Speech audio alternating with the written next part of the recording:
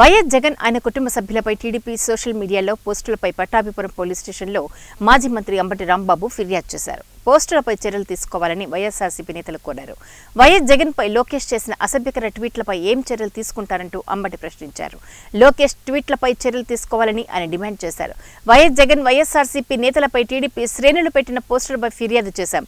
గతంలో వైఎస్ జగన్ పై అయ్యన్న పాత్రుడు అసభ్యకరమైన కామెంట్స్ చేయలేదా? అయ్యన్న పాత్రుడిపై కూడా మేము ఫిర్యాదు చేశాం. చర్యలు తీసుకోవాలి అంటూ అంబటి డిమాండ్ చేశారు. వైఎస్ఆర్సీపీ సోషల్ మీడియా యాక్టివిస్టులపై ఎస్సీ ఎస్టీ అట్రాసిటీ కేసులు నమోదు చేస్తున్నారు. ఏపీలో అరాచక పాలన నడుస్తుంది. ఎన్ని కేసులు పెట్టినా న్యాయపరంగా పోరాడతాం. మేం కేసులకు భయపడే వ్యక్తులం కాదు. ఇష్టం వచ్చినట్లు మాట్లాడే హోంమంత్రికి చట్టాలు ఉండవా? కూటమి సర్కార్ వైఖరిని రాష్ట్ర ప్రజలంతా చూస్తున్నారు అంటూ అంబటి రాంబాబు పేర్కొన్నారు. మాత్రం ఈ ప్రభుత్వానికి ఈ పోలీస్ యంత్రాంగానికి కనిపించవు కానీ మా వాడు ఎక్కడో ఏదో తప్పు చేశాడని చెప్పేసి వాడు ఎన్ని వందల మంది అరెస్ట్ చేశారండి. ఎంత దుర్మార్గం అండి. 41 నోటీస్ ఇచ్చి పంపించే వాటికి ఎస్సీ ఎస్టీ అట్రాసిటీస్ యాక్ట్ పెట్టారు. హోంమంత్రి గారిని ఏదో అన్నారని ఎస్సీ ఎస్టీ అట్రాసిటీస్ యాక్ట్ పెట్టారు. ఆమె ఎస్సీనో క్రిస్టియనో మరి నాకు తెలియదు, ఆమె చెప్పింది నేను ఎప్పుడు బైబిల్ని పట్టుకు తిరుగుతాను అని. ఇవాళేమో ఎస్సీ అయిపోయింది ఆమె కేసు పెట్టేటప్పటికి.